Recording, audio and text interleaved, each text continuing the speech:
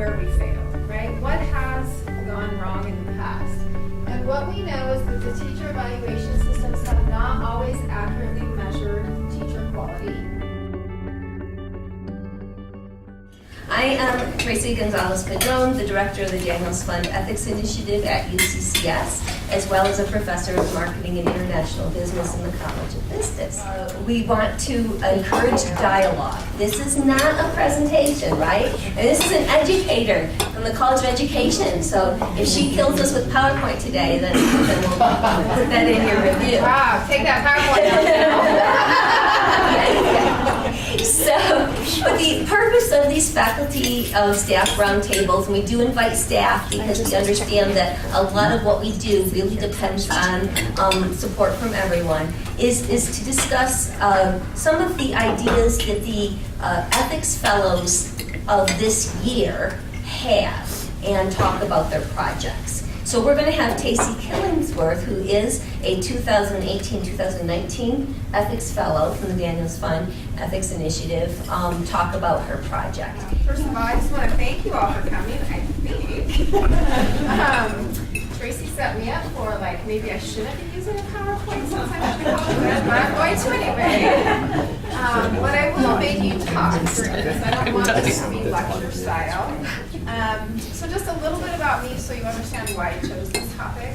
I've been in education a long time, over 25 years. Started out as a teacher of special education and then taught regular ed. I've been an assistant principal, a principal, and then worked in the district office coaching and supporting principals and APs. And so for about the last 5 years now, I guess, I've been here at UCCS, and I teach in the College of Ed in the leadership department. So people working on getting their principal license. So this topic of teacher evaluation is near and dear to me because as I have been in those shoes as a principal and AP, I see what it's all about, and I've also experienced it as a teacher, and then coaching leaders has been really eye-opening, realizing that not everybody thinks the same way I do, shocker, and how that impacts the way they lead and the way their teachers do or do not grow to support students. And so I chose this topic because we have a huge shortage in teachers, and so we as leaders in education need to foster an environment that is ethical and authentic to support our teachers, to keep them, and to want to have them come into the field. And then two, because I see a lot now, and we'll talk about this, teacher evaluations have kind of been check boxes for us, if you will.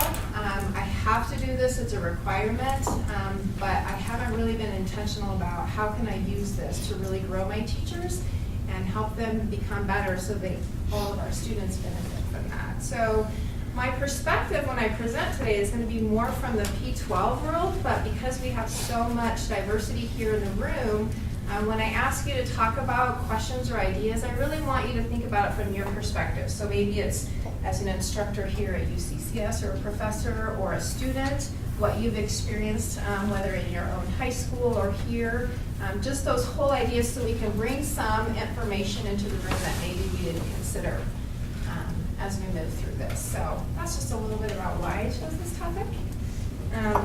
So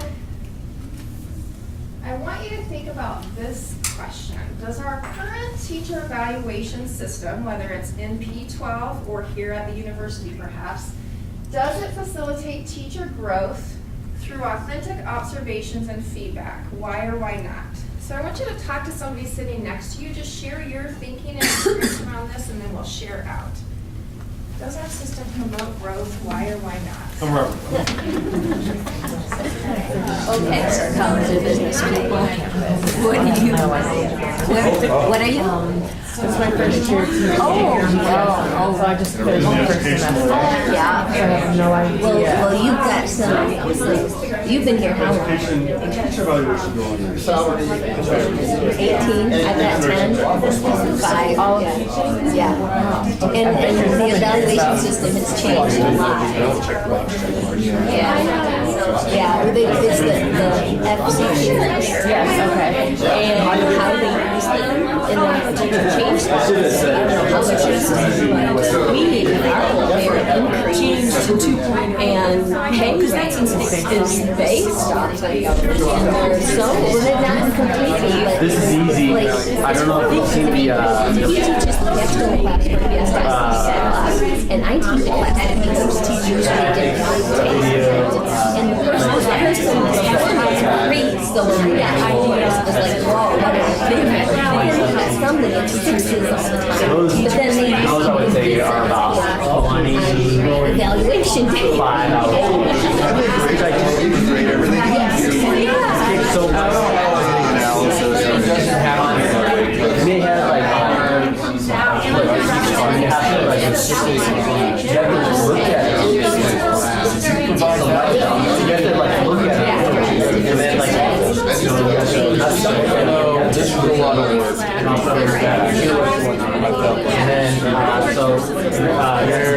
and then and then you select you organize and organize them by creating a storyline or storyboard really hard and put them together, and that's just the selection and the story process. That's not that's not just two stories. So this just takes a long time. James Moss? No, So it's like There was a guy here. yeah, from Korea? Yeah. Yeah. Or no, Taiwan. All right, I'm going to tell you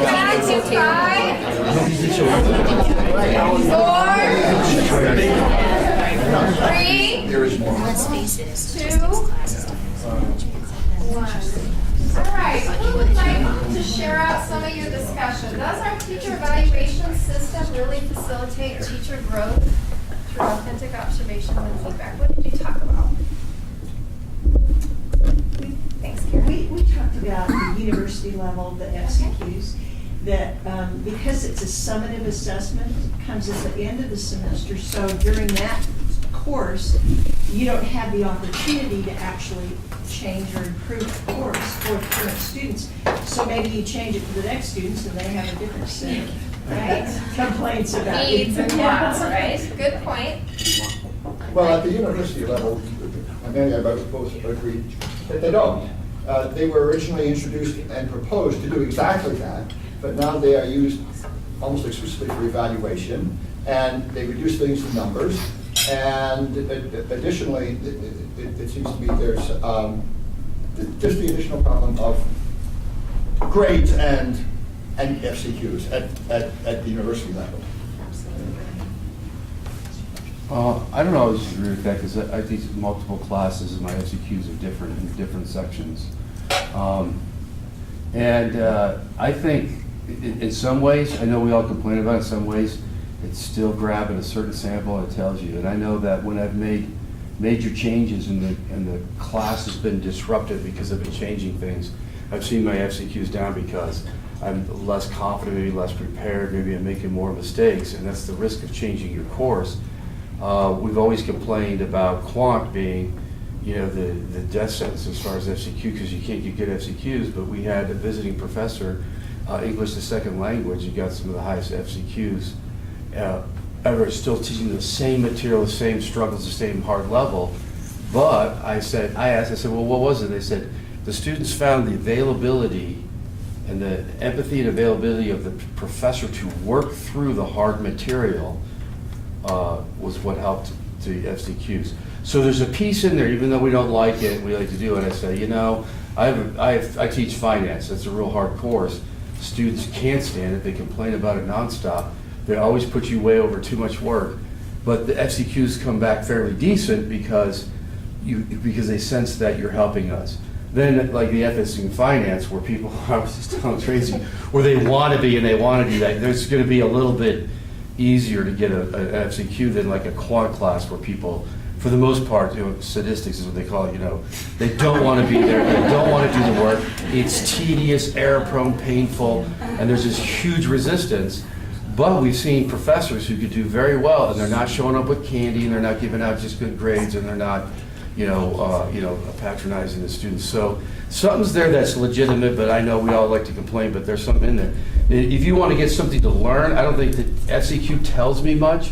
When I started working with Tracy Parks, and this came when we started taking things online, is do a mid-semester survey that's issued by your technology specialist, whoever that is. And they go through real things like deliverables, like the learning goals that were stated in the class, the homework that was given in the class. Did the professor do what they say they did? Give us some feedback on that. And if you do one of those in the midterm, and then you do one at the end, after grades, this information will help you to change your course, because they're going to give you feedback that's not the same that the FCQ lacks. So if you want more information, just talk to your technology specialist, and they can design these.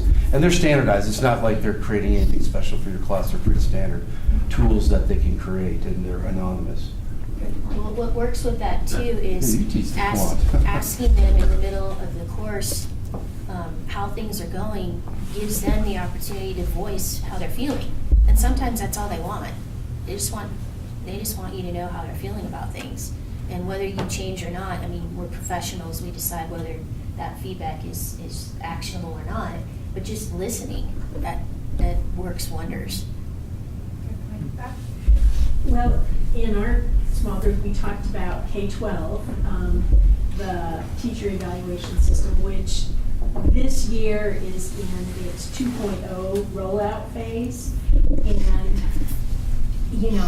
the state has been pretty good all along about surveying teachers. And how are the standards working for you? And do you think your evaluations have been fair? And I think the last article I read had kind of this mismatch between principals think that they have done an awesome job of giving feedback and doing authentic observations, and teachers not quite so much, but it's very dependent on who the observer and who the principal or assistant principal is. And I was saying that in my career, I had some amazing administrators who helped me identify areas for improvement, inspired me to look into ways that I could become a better teacher. And, they're not necessarily the norm, but they're out there. And I think that the current teacher evaluation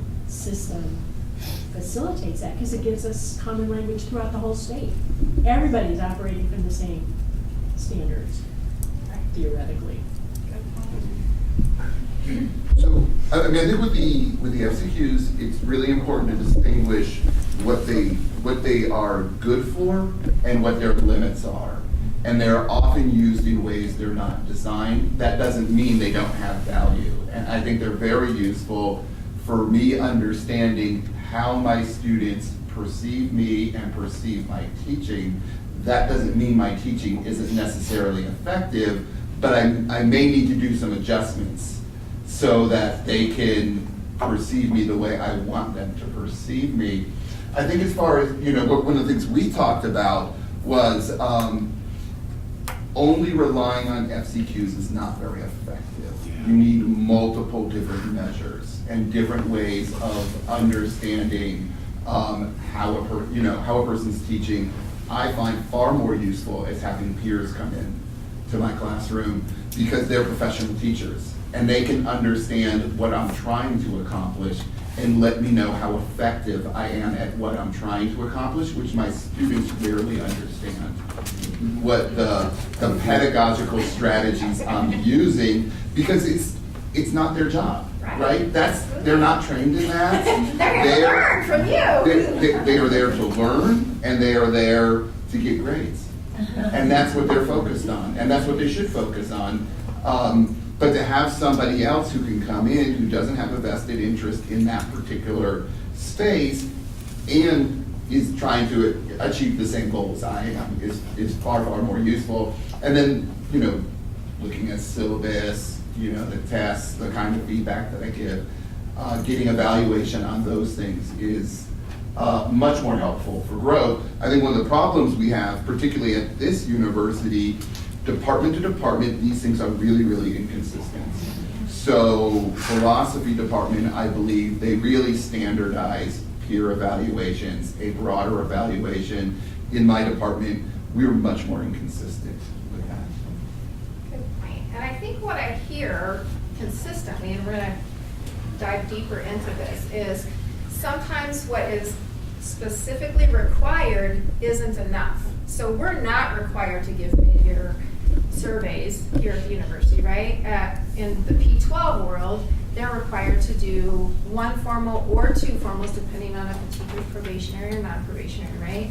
But that's not always enough to help us grow as teachers here or the P12 world, right? What means an evaluation in P12? Right, so and we're gonna talk about that, you're jumping a little bit ahead, but we're gonna talk specifically about what does that look like in P12, and is that enough to help them grow? So, so one of the, as I was doing a little bit of research around this area for this particular one, Kim Marshall is a longtime educator, researcher, consultant who has done a lot of work around P12 teacher evaluations. And he actually wrote an article about the truth about teacher evaluations in America, and it's published in the School Board Journal. And he came up with 3, I think, really valuable questions that if we want to make teacher evaluation authentic and ethical and supportive of teacher growth, we need to really consider. And so I'm going to share these questions with you, and I'm going to ask you what resonates with you around these questions. So the first question he asks and he asks these specifically to local school district Board of Education members. He says, are almost all teachers getting good to excellent ratings while their supervisors privately acknowledge that mediocre and ineffective practices continue in classrooms? That's his first question. The second question is, are principals and APs, obviously, spending hundreds of hours on the traditional practice of evaluation or some variation of it with little or no impact? And his third question, have people become cynical about evaluations, regarding them as a necessary bureaucratic chore that makes little difference in classrooms? What do you think about those questions, whether it's from the perspective here or P12? Robert? Well, I think in the P12, especially the first one, that we talked about some teachers, even though they're not great teachers, they get excellent ratings. It's actually, I think, a factor of also the labor market at some point as well. If you have a math teacher, and finding a math teacher, by the way, in secondary schools is almost impossible. So if you have a mediocre math teacher, they're going to keep them there, simply because you want to get better teachers, but there's nobody out there. So I think you're going to see a skew in the ratings simply for retention purposes. Sure. Keeping those hard to fill positions, if they're willing to stay and be a math teacher or a special education teacher, by God, I'm going to keep them no matter how they're performing. You cannot chain them to the desk. Right. We That's figured that one. one. Good. That.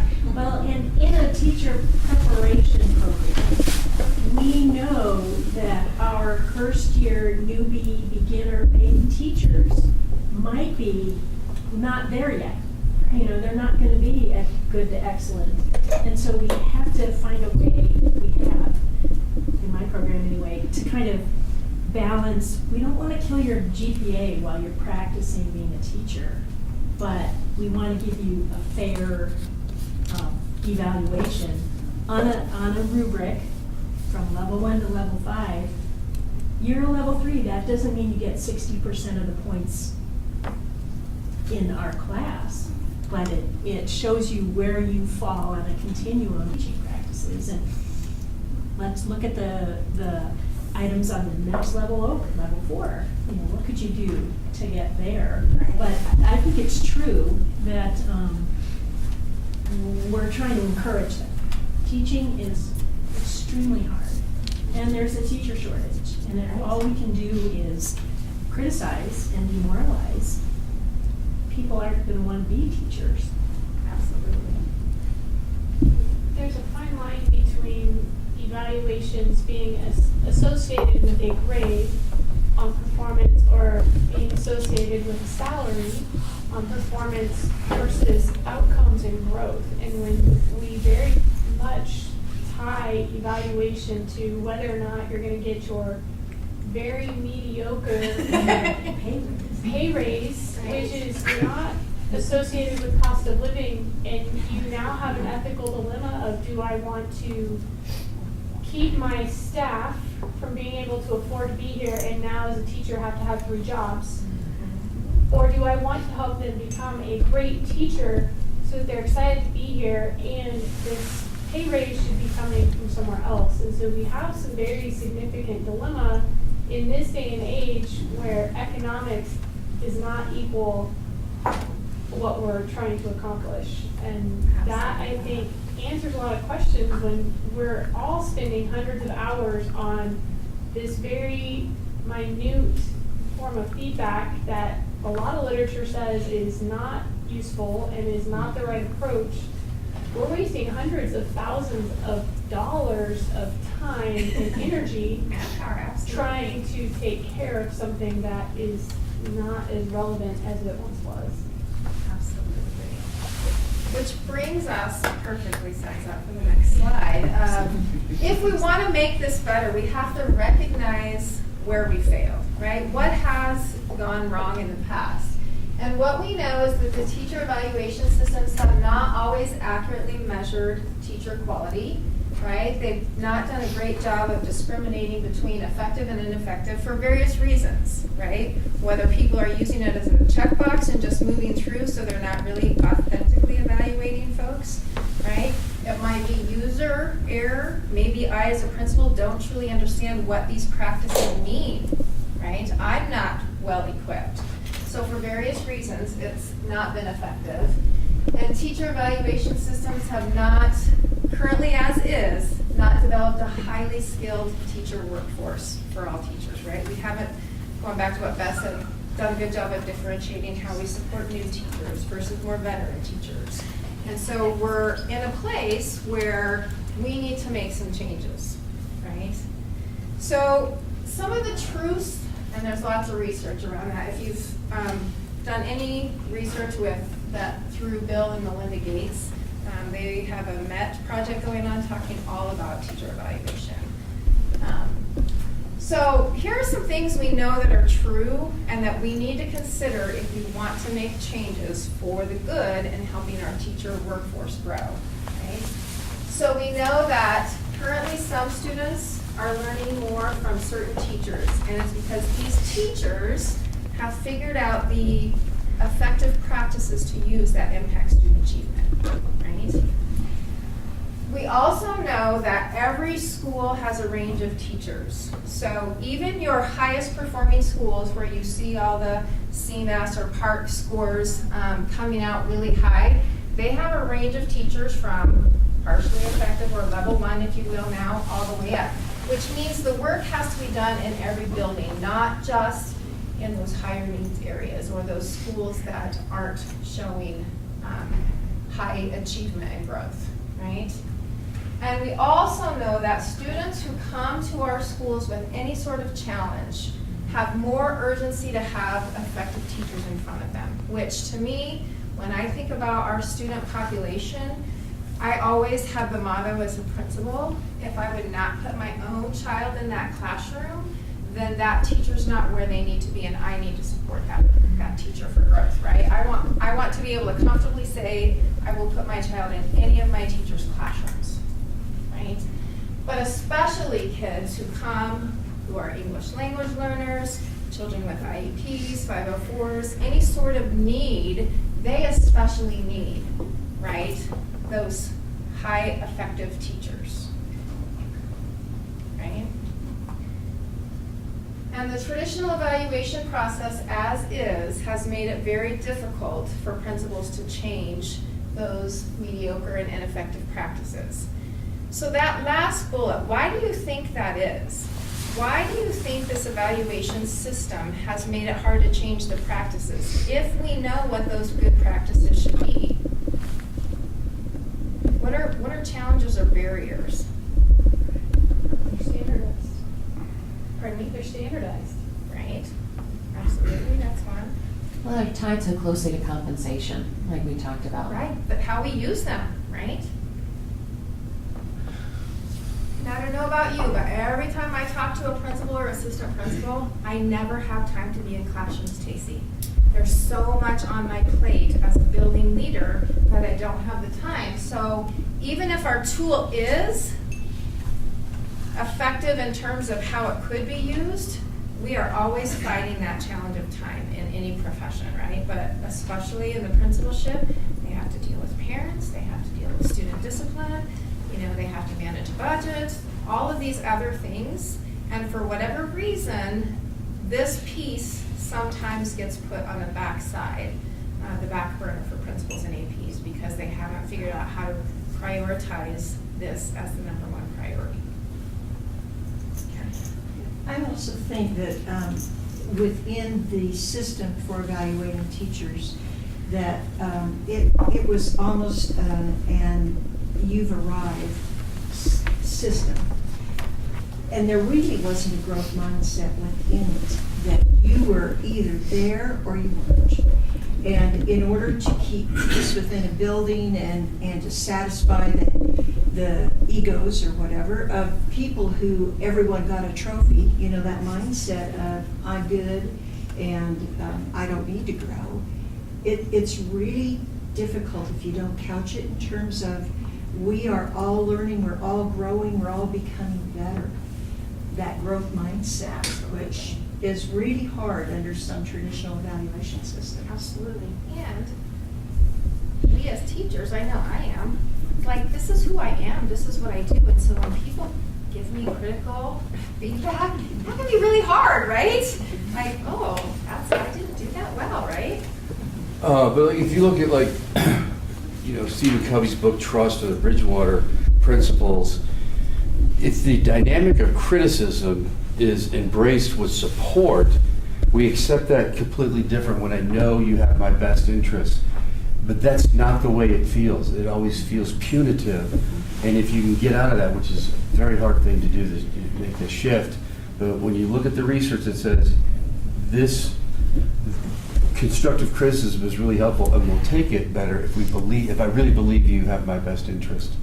But all of us don't feel that from administration. We tend to feel like I said, it's punitive, like they're kind of getting on my case, and then that makes you kind of want to be rebellious and say, well, I'm not really, you're bad too, right? Or something like that, and we don't really accept that as maybe, right? Maybe I ought to take this as even if there's just a grain of truth in this criticism, that's maybe something I could alter in my course to make it better. But I think the support system has to be behind us too, and I don't know how to change that. I don't know how to change that piece of the culture. It's the principle of trust. Well, if you get the trust, you gotta get the trust in first. We're going to talk about that too, all right? So I just pulled 3, and these are just 3 of the standards or principles from the statements and standards for the National Association of Elementary School Principals. And so when we sign on as building leaders, these are 3 things we commit to, right? Standards that we're going to live by. We need to make sure that students are at the center of every decision we make, right? We also need to fulfill our professional responsibility with honesty and integrity, and make sure that we're implementing the Governing Board of Education's policies and administrative rules and regulations. So I want you to think about that. If we as leaders, whether in a P12 world or here, if we're evaluating others, right? If that's true, if that's what we signed up for, if that's what we agreed to, how do we make these evaluations ethical and authentic to support teacher growth? So talk with someone next to you. What do you think is the key to this? You've already brought up some great ideas. What do you think the key to making this process authentic and ethical to grow teachers? Talk with someone next to you and share out. Especially the kids bubble, my kids all these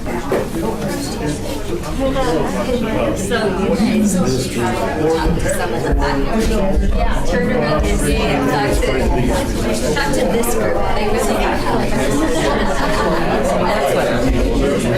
Personnel evaluations.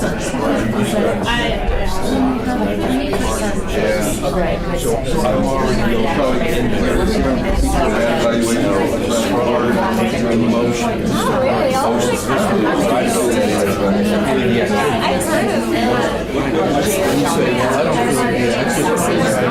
Take a checklist Yeah. You want to come with a checklist that I jump in the hurdle, and you can't wait to get the checklist that says, we want to kind of knock it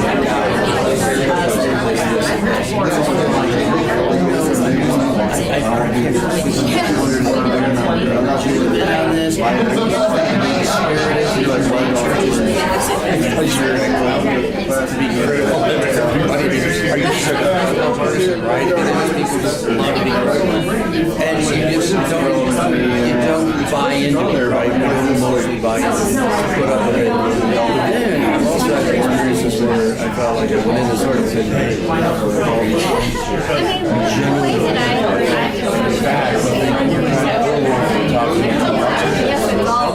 you know what I mean? Where you feel like, oh, wow, someone already right now, somebody's what are you? And then bring up. So you may not want to. I think it's a lot. You may have more of an office discussion, but like, I felt like it mattered in the second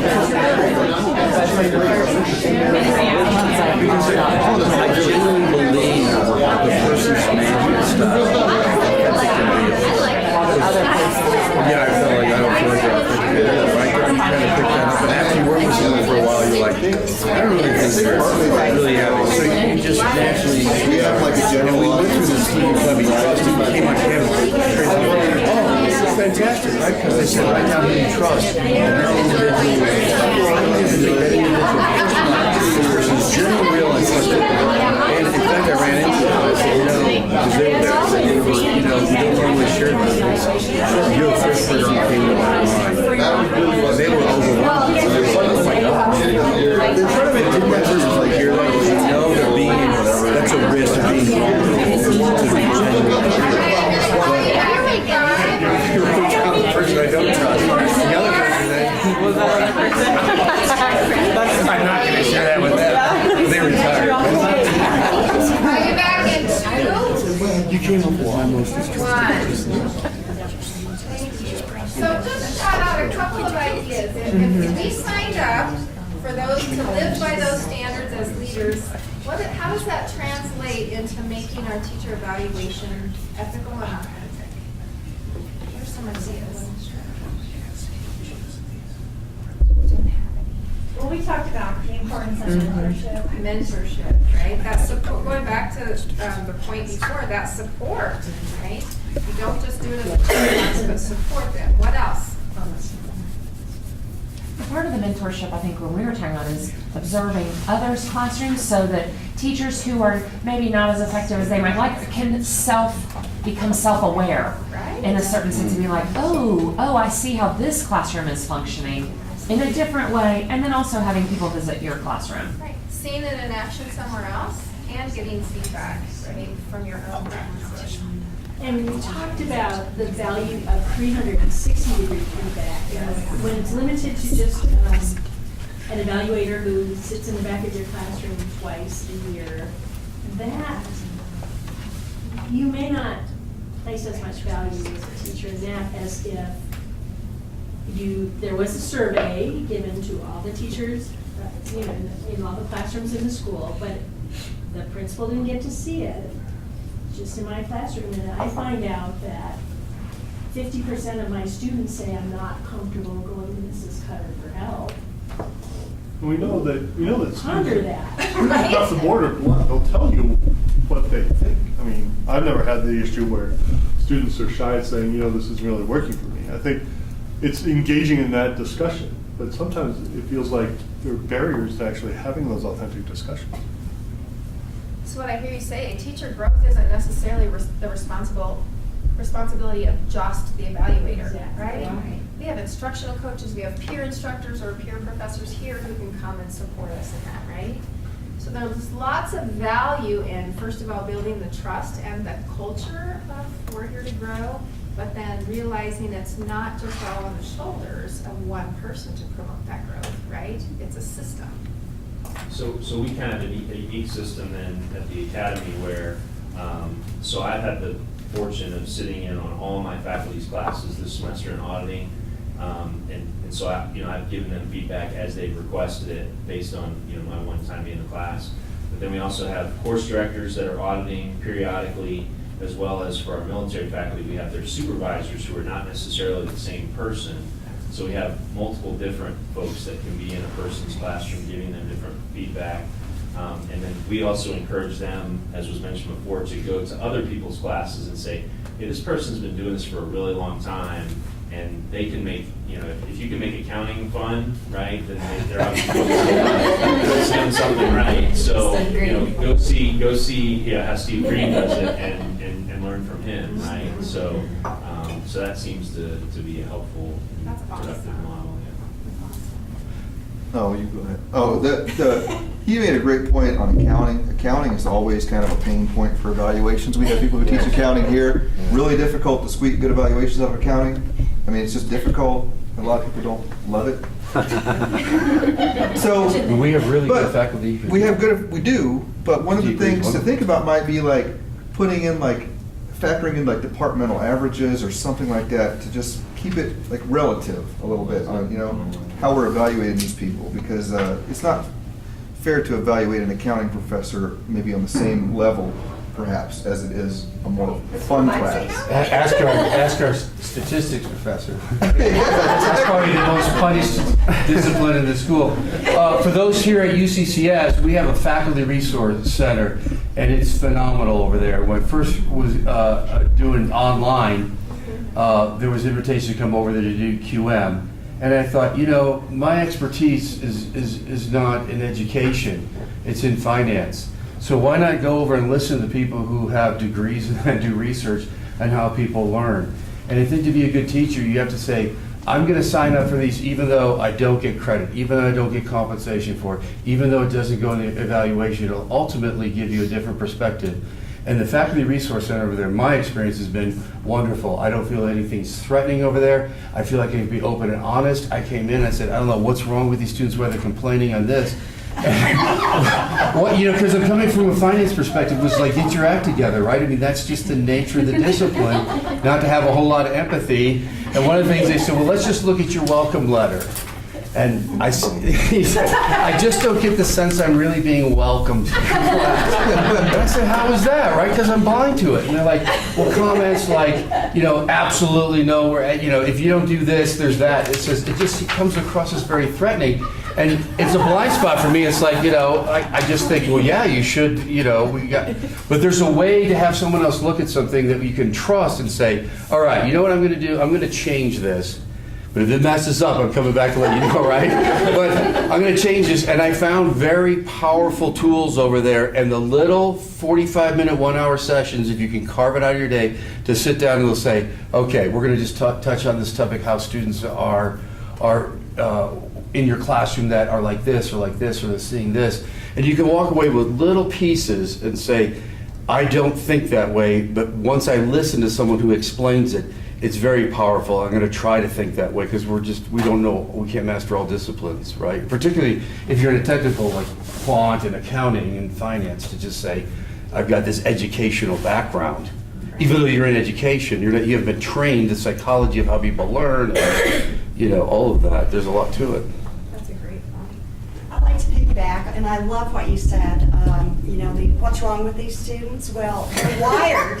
These students are wired differently because they're digital natives. They've grown up with technology. So I think us, and I'll just speak for myself, us older folks, we have to have those relationship skills to be able to talk to students and find that common ground. Because business is coming to education and saying, what's wrong with these students that we're getting in the workforce? They don't know how to communicate. They don't even know how to look in your eye, or how to shake a hand, or they don't have any problem-solving skills or conflict resolution.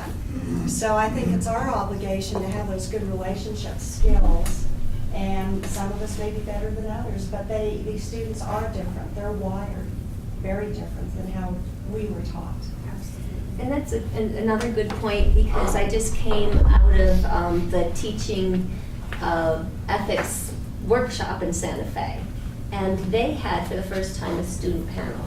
And on my list of things to do, in fact, that's why we allowed to have some students come, is because again, we're talking about evaluating teachers from other educators evaluating them, when really are the students getting it? And you heard Chad Glover. I couldn't believe he did that presentation on his own, that he took the takeaway of, hey, the classroom should change. You know, so listen to them. So I was thinking at one of the faculty roundtables is that we actually have like a panel of students that we can ask questions of them, because I think that's valuable, and I'm hoping that, I know that you're talking to some of the faculty and you're probably going to go out going, oh boy, are they ever screwed up. But I mean, I'll throw that out there to the group. Is that something that would kind of like add a different twist to some of these discussions?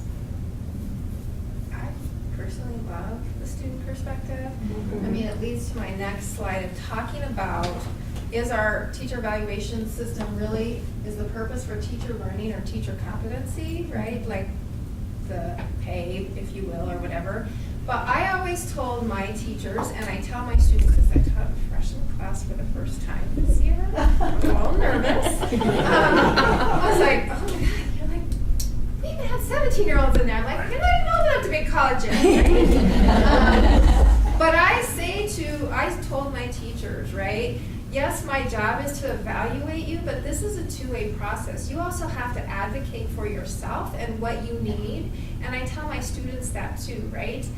And bottom line is, this has to come into play. That's just our system right now, right? We have to use this evaluation system, whether it's here at the university or in P12, for some sort of competency rating at the end, right? Like whether it's for pay, etc.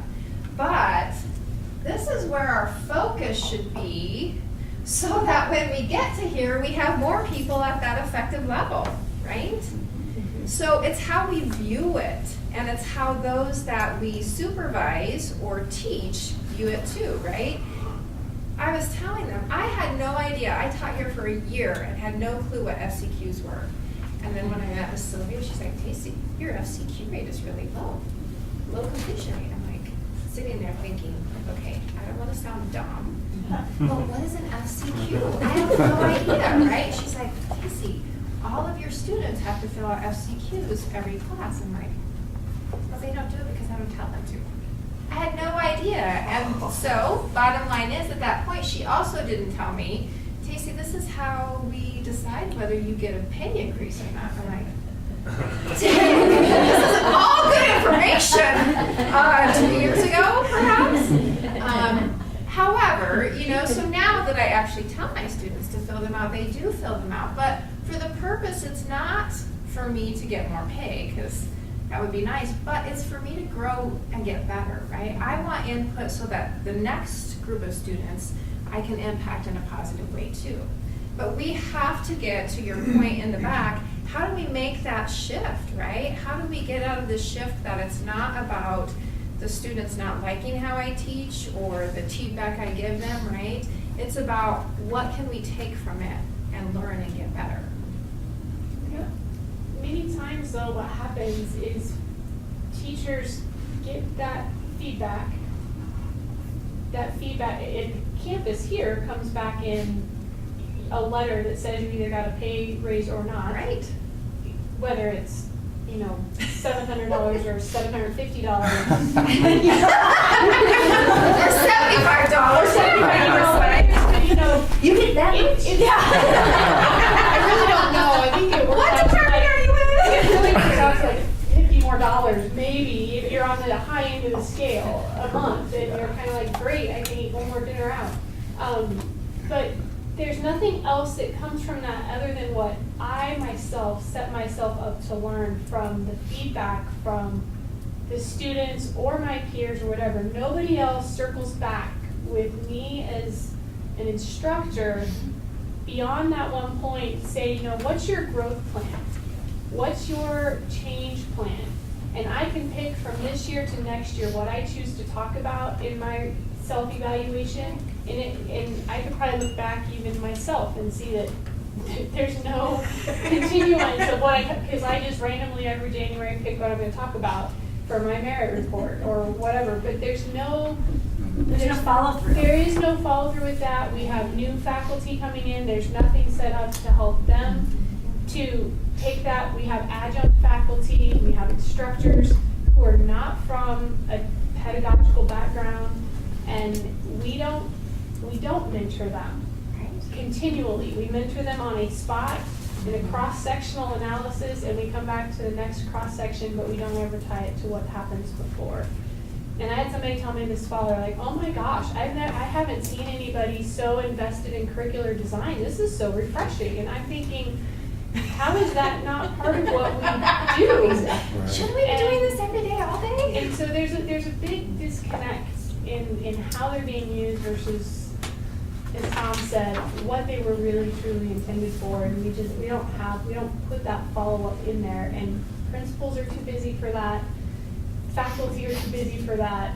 Department chairs aren't responsible for that, I don't think. And so we have just some significant questions that need to be answered. And I think it goes to what you said earlier, is that it's totally department-based too, right? Like some departments, sounds like have some good procedures in place that might facilitate a little bit more growth, but truly, in my department, we're not there yet, right? We, like you said, we have to advocate for ourselves, we have to kind of make that happen, but if we had a more systemic and coherent system, it would sure be supportive of growth in the long run. And agreed, right? We can all make our professional growth goals based on whatever we think, not really on how we're rated, right? Like, nobody's ever told me, Tacy, you need a goal in this area because this is where you're lacking. It's just whatever I choose. So the systems that you're talking about, I have no idea what it's like to be a principal, right? So forgive me if I'm speaking in turn. But if principals are telling you, I don't have time to be in the classroom, but our number one focus is student learning and student development, then there's something wrong systemically where the school districts need to be giving the principals that time and space and allowing them or rewarding them for focusing on teacher evaluations, right? It has to come from the top down to give them that space to be able to do that. Right. Give them permission to do away with something else and put this at the forefront, right? I was gonna say, if you want to be a good teacher, this is my opinion, is to do that is you just have to take it on your own to say, I'm going to go seek it out myself and be self-taught. No one's going to make you go over to they have these things, called less teaching. No one in my department is going to tell me I have to do that. They're not even going to encourage it. They may not even know what it is. But here on this campus, if you go over and go to those, there'll be little topics. And you just have to say, I'm going to invest a little bit. I'll read the article from one of the educational journals, right, that say, how do millennials learn? We'd all like to know. Or why can't my student read? And these things that you're like, right? You're like, okay, I ask myself that same question. So how do I motivate them to read a textbook? Because they come in my office and they just say right out, I don't want to read. I said, you can't learn finance unless you read. How do I motivate? But if you go to these little sessions, they'll say, here's a few things to try to get students to the student you have now is different than the one I had 18 years ago when I got here. And how do I work with that student to get them engaged? And you'll only do that if you decide to go learn it, because we're not mandating it. This was volunteer for you to come here for practice. You should just write them a threatening letter. I hear that works well. If you don't read, this was what will happen. I'm new in the College of Business doing alumni relations, but I had spent the last 10 years at Colorado College, and when I left, I was running the president's office. And what I would say is that what I also hear when I think about the models of faculty governance is that some of these conversations, they're administrators who care very much about pedagogy, who have some sophisticated experience and learning about how we build cohesive and coherent organizations. But we also feel deferential to you all as faculty. But a question for me is, how do we work together to make the best use of faculty governance in a university setting, so that some of these things we can create new models that speak to today's learners, but also speak to what we know about organizational effectiveness also. So just saying, it's really lovely to be here. Right, so this next part is going to be a little bit more focused on K-12, just because that's my world and that's my passion, but you can think of it in terms of the university level. I will say my experience here at the university so far is I think those systemic approaches are just much more challenging to implement than at the P-12, because really at the P-12 there are certain parameters and expectations that must occur. So this slide is kind of the current practice, if you will, in P-12 for teacher observation. So Senate Bill 191 requires that principals do either one formal or two formals a year for a teacher depending on their status. And that's the only requirement in terms of observations. And what that looks like is they typically have, the teacher plans whatever lesson she wants the principal or he wants the principal to observe. They sit down, fill out a little form that says, here's my objectives for the day, here's how I'm going to engage students, here's what they're going to learn, etc. Right? So that takes 15, 20 minutes, 30 if you have a talkative teacher, right? And then the principal goes in and does an observation for 45 minutes about, so start to finish of a lesson, takes notes, fills out the rubric, etc.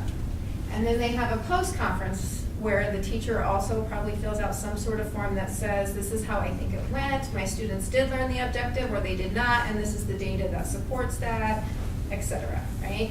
And that probably lasts another 30, 40 minutes depending on the teacher, right? So a pretty extensive process in terms of time commitment. And then they do that once a year or twice a year. So what's wrong with that? Right? That's all that we're required as principals or APs to do. What's wrong with that? It's like an interview process, right? You put your best Totally. face on it. I'm gonna put the whole dog and pony show, right? I'm gonna put everything into it.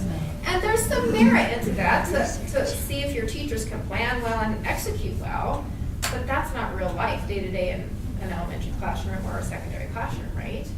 So one, your teachers are going to put on their best face. You're going to see their quality, well-planned, thought-out lesson plan. What else is wrong with that? Doesn't involve there's no student interaction at all to determine whether or not Sure, they're there's learning. not student feedback going on in there unless you happen to talk to kids when you're in there possibly, right?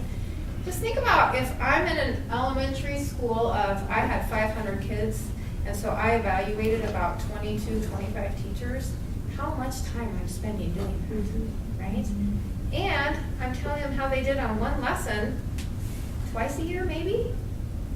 They're not getting, if that's all I do, they're not getting ongoing feedback to grow, right? So I'm just going to share a little bit about what they say, what research shows, and in my experience is accurate. If we want to make this process about growth, what does it have to include? What needs to be a necessary part? So first of all, we have to have a very comprehensive and specific tool. And what that means is that our tool has to include elements that are directly related to impacting student achievement positively. So we need to evaluate them on effective strategies and require them to use those, right? It also has to identify them at the very granular level. So like you were saying, teachers have to know what that looks like in action. If you're telling me that I have to have good classroom management, what does that mean? If I have to engage all students, what does that mean and how do I do that, right? It also has to have some sort of developmental scale. If we want people to grow, we have to have a scale that will help them track their skills and progress towards that ultimate expectation, right? So whether that be a scale or a rubric that shows some sort of progression. When we think about how we're evaluated even here at the university level, I don't know that I know what that scale might look like, right? And back to your point, it has to acknowledge or reward their performance and growth and impact on students. Because if we're not valuing what we see that our teachers are doing well, what happens? One, they might quit doing some of the strategies because you haven't indicated to them that they're powerful and that they're working, and they might just become comfortable with that status quo, right? So here is just one part of the teacher rubric that our teachers here in Colorado are rated on. And so if we look at this, this is just the first standard, and then within each standard, there's specific elements, so it might be A, B, C, whatever. And then if you look here, we have that scale, right? Here's level 1 all the way to level 5 practices. And then we've taken that next step to break it down. Here are the behaviors or strategies that we think fit into those levels. So our tool, if you will, encompasses the expectations of what it takes to grow teachers. But why isn't it working? Why have we not yet got our teacher workforce where we want them? Why do you think that is? If we have a tool that incorporates all that, why aren't we where we want to be? Let me just throw out, Sure. not speaking directly to your question. We're talking about two different worlds. There's a teacher shortage out there in K through 12. Last time we recruited for a tenure track job here at UCCS in my department, we had 300 applicants. And our range and options were remarkable. And we hire people that we were quite confident we're going to succeed. We get almost the cream of the crop in a lot of ways. And so if that's a different question in a world where you've got teacher shortages and issues of that sort, that's just an additional problem, I think. I would say, at least my experience as a teacher, it didn't feel like there was a whole lot of follow-up after the fact. You know, the post-conference, but it wasn't like anybody ever came back to check to see if I was actually implementing the things they told me to. And I remember when I was a first-year teacher being handed a rubric like that, and it was just like so overwhelming. Even if I hit 3s, which would have even been impossible probably as first-year teacher. I probably should have, they're being generous to be nice. It was like I can barely figure out all the content I'm supposed to be teaching in a day. In my teacher prep program, I remember I went into a classroom and I taught a lesson, and the teacher said, "That was amazing, you did an incredible job. How many hours did you spend on that 1 hour lesson?" I said, "Probably about 10. And she said, "Great, you gotta teach 6 hours a day, so every day you have to spend 60 hours prepping. How's that gonna work out for you?" I'm not a teacher anymore. I just want sleep, and I just didn't sleep for a lot of my first year teaching. But the most valuable feedback I got was often sort of quick and informal. And there was like a consultant hired once. She just showed up one day. She just wrote things on a piece of paper and handed them to me. And they were like ideas to try. It wasn't like you're not doing this or you're doing this well. It was like, give this a try and see how this goes. That was overwhelming a little bit too when I felt like I couldn't do all this other stuff. But I took some of her ideas and put them in sticky notes. And I could accomplish a sticky note. That was like mind-boggling. That's so overwhelming. Right, but a sticky note was doable and one thing at a time, you know, but that was hard. That was really hard. That's an excellent insight. I saw a hand up over here now. Yeah. It's same thing as she said, there's a lack of follow-up. Right. And one-off evaluations, oftentimes we grab those and put them in a file because we're busy. Absolutely. And those are big things that need to be changed in the middle of a school year. How do you do that? Time for that. So those little things are those actionable little things that you can do are more effective. Absolutely. I got my administrator license here, and I was taught by I had a number of amazing professors, but one of them had also been my principal at one point, and then he went on to be a district level director, and then he went on to be a superintendent, and really he was a master. And this was his big thing, and he had, I think his dissertation was on the number of positive feedback items that you have to overcome just one negative. Yep.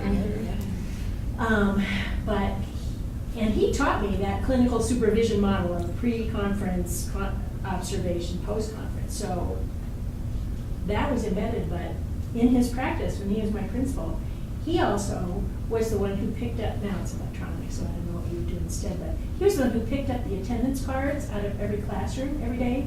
So I knew he was watching me every day. Even if he was just sticking his head in the door to pick up the attendance card, he knew if my students were engaged, he knew what we were teaching, he could talk with me about that in the halls. And he also taught an in-service, you could get professional development credit for attending after school, improvement of instruction class for faculty. And incorporated in that was, for part of the points of the class, you had to go observe some of your peers so often and blah, blah, blah. I mean, he really, really walked his talk. And so I didn't just hear one time that my lesson was, reflected the academic standards and had relevant objectives and stuff like that. He could have conversations with me about, yesterday I happened to be in your classroom and I had to stay when I picked up the attendance card. I just want you had made it so relevant, I wanted to see what's happening. I mean, he really made it meaningful. Right. He was present and visible throughout, right? Exactly. Right. Which leads to, I know we're running out of time, I'm just gonna share some ideas around how we can move towards that change we need to see. And then if you want to add anything or have questions, that would be great. So we need to think about the length and frequency in which we visit classrooms. So instead of going in for one formal observation, if we would consistently be out in building or in classrooms and do 10 to 15 minute walkthroughs, being cognizant that we want to get into every teacher's classroom a minimum of once a month, right? And also thinking about various times during the day, not always seeing the beginning of reading, but seeing math, those kinds of things, we would have a better picture. So when you think about one formal for a teacher or two per year, and now you're going to see them 9 different times, right? That means you're going to have a better picture of what that teacher is consistently doing, right? This is key. If we want to help teachers get better, we have to have look-fors for what we expect, right? And these questions should guide what we're wanting to see. First of all, what are students supposed to be learning, right? If the teacher doesn't know, that's a problem. But if I ask children, hey, what are you learning today? And they can't tell me, that's a problem, right? So what we need to have considerable discussion around what do we expect students to be learning, right? And if we know what they're learning, then that's going to make our job better as evaluators, because now we can say, is the teacher using strategies that are going to most effectively help students to learn that, right? I can't really evaluate or give feedback on their teaching if I don't know what they're teaching students to understand, right? And then this is key. Are they teaching so all students are learning? Not just either the top students or the middle of the road, but are all students engaged in that learning? And how do we know? Okay. Also, in-person coaching, I think walkthrough forums are very valuable where you give teachers written feedback, but this in-person coaching means you have to be visible, you're building trust, you're having dialogue, you're asking questions on an ongoing basis, right? And this goes to your point in the back. You're not going to give them feedback on every indicator on a rubric, right? What is the key leverage point that will make the most impact for that teacher for that particular lesson? And that's what you give them feedback on. Don't overwhelm them with, you didn't meet standard 2 or standard 3 or standard 5, right? And then time management. This goes to the point of, in our old system, if we do one evaluation, that amount of time, you could do 8 mini observations on that same teacher. So yes, we have to do formal evaluations by the state, but they don't tell me I have to have a pre-conference, an observation, a post-conference. I can make that look however I need to support teacher learning. Right? And then that whole idea, yes, we do have to have some sort of summative evaluation. But if we're doing those 8 or 9 mini observations throughout the year, we're meeting with teachers at the beginning to kind of get that baseline. Teachers have to self-assess on where they think they are. We check in with them at the mid-year, and we've done some mini observations, so we have lots to talk about. By the time we get to that end of the year, or mini observations, we have a good body of evidence of where this teacher is and what kind of supports they need, right?